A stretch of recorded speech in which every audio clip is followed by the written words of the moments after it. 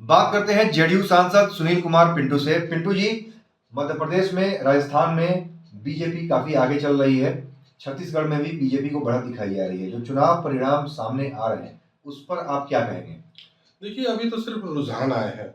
चुनाव परिणाम 2 बजे तक के जब क्लियर हो जाएंगे, जो रुझान है, अगर यही परिणाम क्लियर हो जाते हैं 2 बजे तक और बीजेपी 3 स्टेट में अगर सरकार बनाने के बहुमत से आ जाती है तो, और कांग्रेस सिर्फ एक तेलंगाना में आती है, तो कांग्रेस को सोचने की जरूरत है। आज तक इंडिया गठबंधन को जो उन लोगों ने इग्नोर करके छोड़ दिया था, सभी अपने सहयोगियों के साथ जो पूर्व में उन्हें बैठक करनी चाहिए थी, आज मल्लिकार्जुन ने आज ध्यान उनको आया है कांग्रेस के अध्यक्ष जी को कि 6 तारीख को बैठक बुला रहे हैं इंडिया की।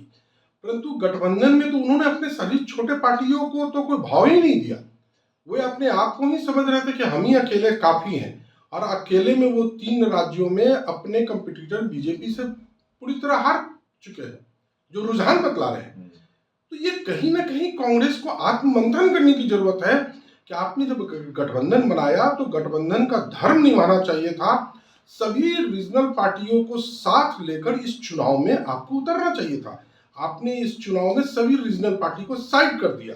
अपना वर्चस्व दिखाने के चक्कर में आपने न सपा को, न जेडीयू को, न आरजेडी को, न अन्य दलों को, हेमंत सोरेन जी को, किसी को भाव आपने नहीं दिया।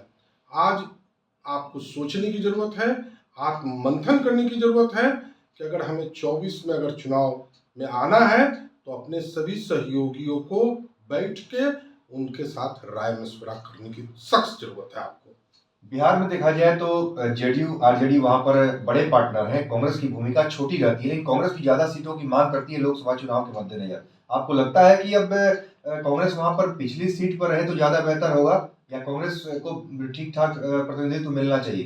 देखिए, आज का ये चुनाव का रिजल्ट शाम आते आते जब जब क्लियर होगा तो कहीं ना कहीं कांग्रेस को अब अन्य राज्यों में रीजनल पार्टी के पीछे बैकफुट पर आना पड़ेगा, तभी रीजनल पार्टी उनको सहयोग के साथ सीट का समन्वय कर सकती है। अन्यथा अगर कांग्रेस अपने आप को सुप्रीमो बनने की कोशिश करेगी तो परिणाम जो है 3 राज्यों का आया है वही 24 का होगा। त्यागी जी, 5 राज्यों में चुनाव हुआ था। बहुत अपेक्षा थी, बहुत उम्मीदें थी आप लोगों को, लेकिन पूरी हिंदी पट्टी में मध्य प्रदेश, छत्तीसगढ़, राजस्थान कांग्रेस के हाथ से निकल रही है। बीजेपी वहां पर हावी हो रही है।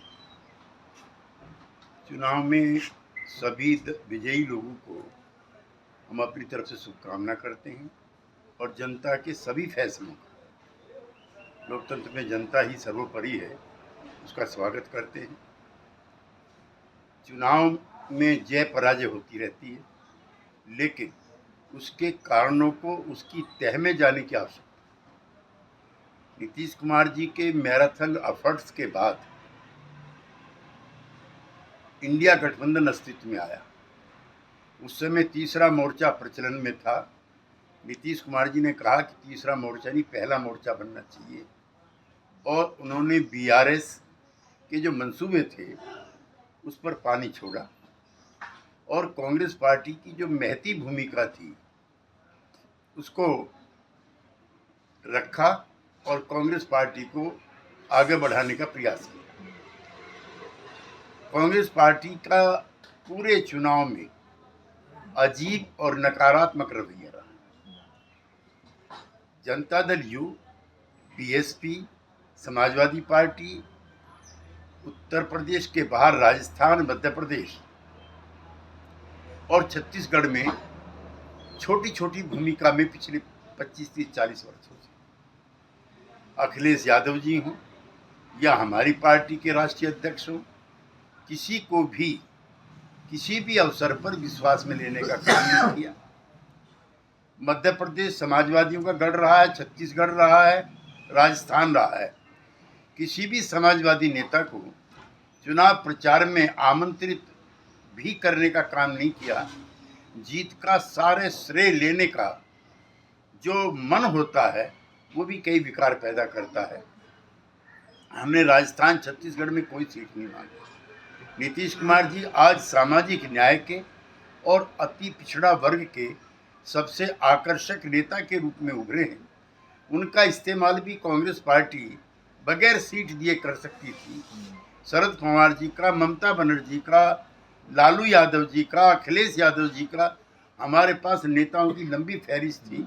लेकिन हमें अफसोस है कि जो मीटिंग अब खड़गे जी 6 तारीख को बुला रहे हैं, काश वो अब से 1 महीने पहले बुलाई होती तो शायद लड़ाई और भी रोचक होती। लेकिन कांग्रेस पार्टी अब मीटिंग बुला रही है, अब जो बैठक होगी, आपको लगता है कि कांग्रेस पार्टी को अब बैकफुट पर रहना होगा, पीछे रहना होगा, क्षेत्रीय दलों को आगे करना होगा? क्योंकि जहां बीजेपी से आमना सामना था तीनों राज्यों में, कांग्रेस वहां पर हार गई है। देखिए, बीजेपी के जो कांग्रेस पार्टी के जो आधार क्षेत्र वाले इलाके थे, उसमें कांग्रेस पार्टी की पराजय। अब इम्तिहान जो उपराष्ट्रवाद की ताकतें हैं, जो क्षेत्रीय अस्मिता की पार्टियां हैं, उनका है। बिहार में हम और आरजेडी हैं, उत्तर प्रदेश में समाजवादी पार्टी और लोकदल है,